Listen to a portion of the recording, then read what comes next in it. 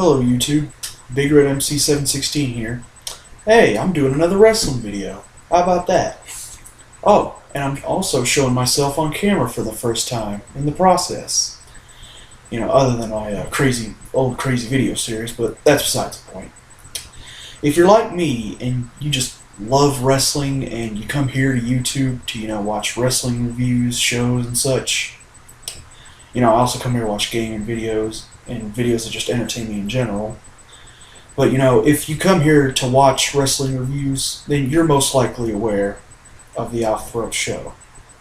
I know I am. I mean, hell, I quoted one of their former members, B-Rad, in my last video on wrestling, which was about the 20th anniversary of Monday Night Raw. That terrible-ass show. So, I am doing this video as a response to another OTRS member, Mr. Routt, or Mike, as he now wants to be called.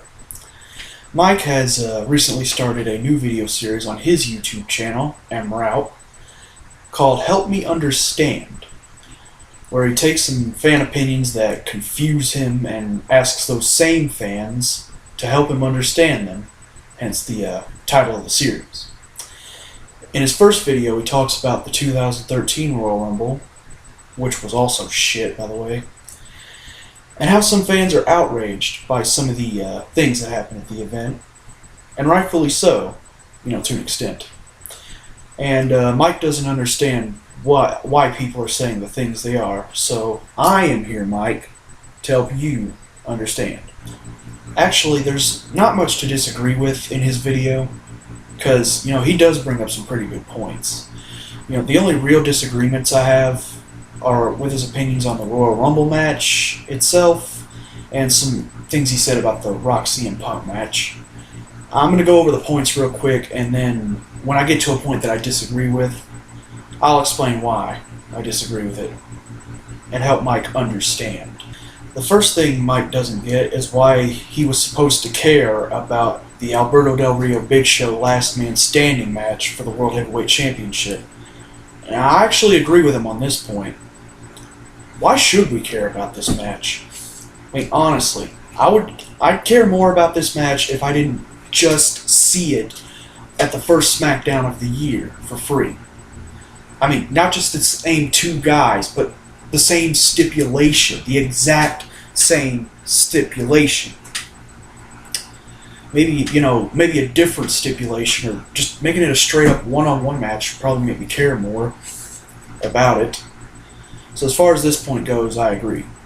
The next thing he talks about is the Team Hell No, Team Rhodes Scholars match for the Tag Team Championship. There's not much to go over here, because he basically says my thoughts exactly.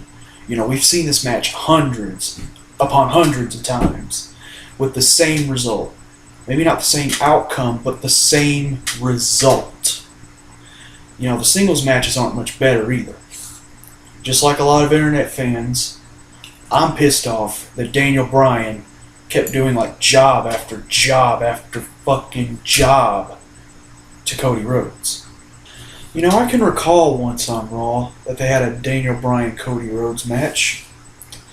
Yeah, I know, like I said, there's been a million of these matches before.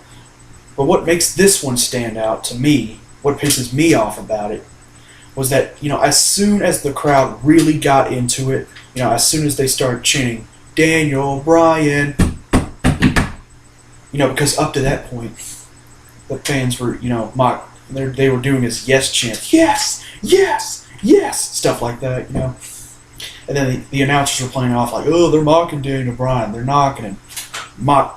Excuse me. No, we weren't. We were showing our fucking support for it. But anyway, as soon as the fans started chanting Daniel Bryan, getting into it, as soon as that starts happening, Cody hits Bryan with the crossroads, and the match is over. It just ends just like that. I'm glad the Rhodes collars are broken up. Hopefully we won't get shit like that again. Okay, here's what you've all been waiting for. It's time to help Mike understand why the result of this Rumble match was crap. Pure and simple.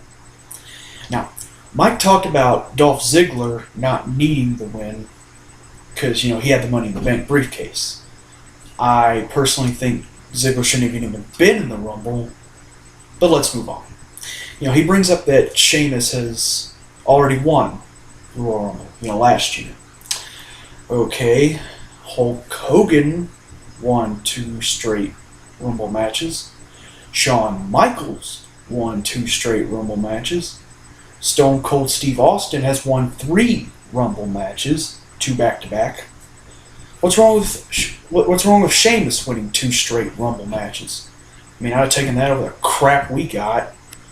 He brings up the actual winner of the Royal Rumble match, John Cena, and gives his opinion on why Cena should have won. He says that Cena's been with the company for a long time, that he's the face of the company. And while that is true, I like to direct your attention to one of your points, one of your reasons. He's been with the company for a long time.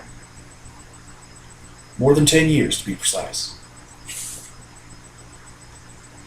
Ordinarily, shouldn't that mean that this is the point where Cena should step down off of that fucking pedestal of his and say, my time's over, it's these young guys' time to shine? I'm sorry, but he didn't need this Rumble win. Okay? Out of the Final 4, Ziggler, Sheamus, Cena, and Ryback. Ryback was the only guy, he's the only one of them that truly needed the Rumble win. Ziggler's the Money in the Bank briefcase, so he shouldn't have even been in the Rumble. I would have been fine with Sheamus winning, but I understand why they didn't do that. Cena, he's already been around long enough to where he really doesn't need any more fucking wins. I'm not saying he should lose every match, but he should stop winning so freaking much. Put over young guys, and he already has a Rumble win. He won back at 2008's Rumble, and I'm sure they had him planned to win 2009's Rumble, but they couldn't do that because they put the World Heavyweight title on him. Crap. And I would have been fine with back then with Cena winning 2009's Rumble because I used to be, like I've said before, I used to be a big fan of this asshole. Shit. Cena did not need this Rumble win. Ryback needed it. He needed the win to reestablish himself as a monster that runs over everything in his path like he used to be, to prove that he's not a fucking joke. And by having Cena win this Rumble the way he did, Ryback being the one he eliminated, it just proves that once and for all, Ryback is a fucking joke. Thanks a lot, John Cena. Thanks a fucking lot. Oh, and by the way, Mike, people would have bitched no matter who won? I can tell you right now, you're wrong about that, as far as I go, at least. I was actually sitting here in my chair, praying to God.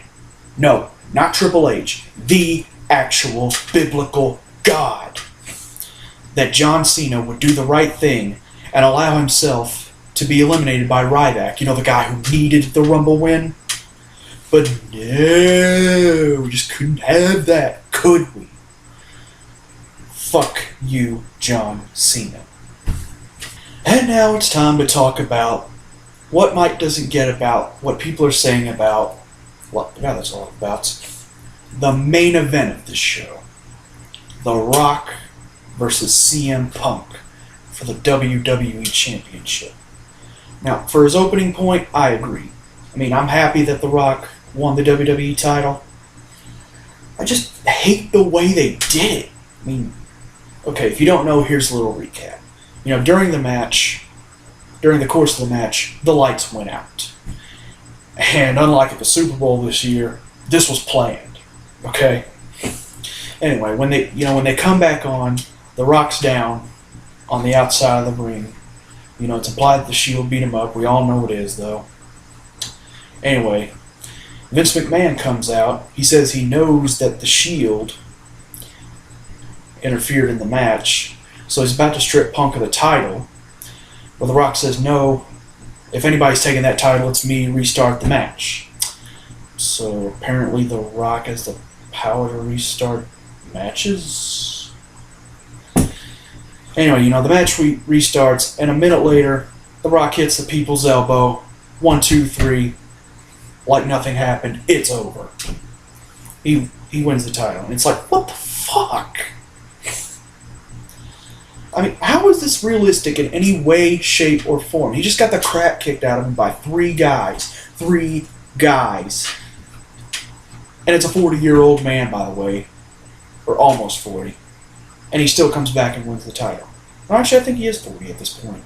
But anyway, I mean, I know if I was fighting a guy one-on-one and then 3 guys jumped me, I know I'm not going to come back and win that fight. I'm going to get my ass kicked, plain and simple.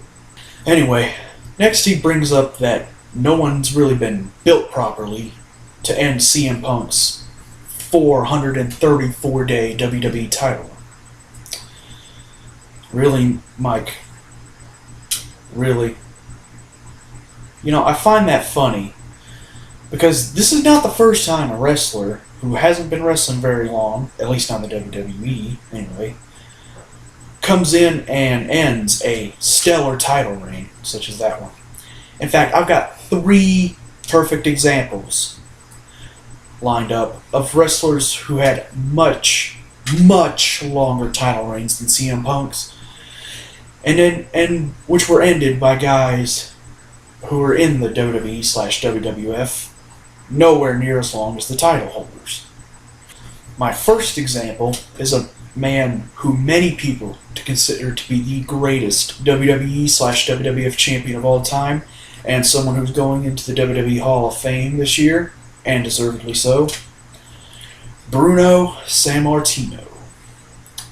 He held the WWF Championship for almost 8 years. And he lost the belt in 1971 to Ivan Koloff, who had only been in the WWF for a year. Yeah, that's right. It only took a year to build up a guy to end an almost 8-year title reign. My second example is Mr. Bob Backlund. That's right, I show respect to the man. Mr. Backlund held the WWF Championship for almost 6 years. Not quite as long a reign as Bruno Sammartino, but still impressive. He lost the WWF Championship in 1983 to the Iron Sheik, who had spent some time in the WWF before and had been even defeated by Backlund before, but he left in 1980. He came back in 83, and that's when he was able to defeat Bob Backlund for the title. And the only reason he won that title from Backlund is because he wouldn't drop it to Hulk Hogan. For my third and final example, I'm going to switch titles, and I'm going to switch genders. The Fabulous Moolah. She held the WWF Women's Championship. Remember when that belt existed?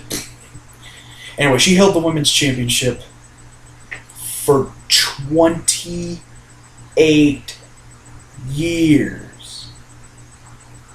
Yeah, that's right, folks. You heard me correctly. 28 years. And she lost that title at the very first WrestleMania to Wendy Richter, who came into the WWF in 1983. Coincidentally, the same year that Mr. Bob Backlund lost the WWF title to the Iron Sheik. It only took 2 years of build-up to end, once again, I must emphasize, a 28-year title reign.